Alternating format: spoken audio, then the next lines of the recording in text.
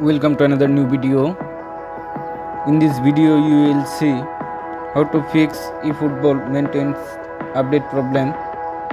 Please follow complete the process.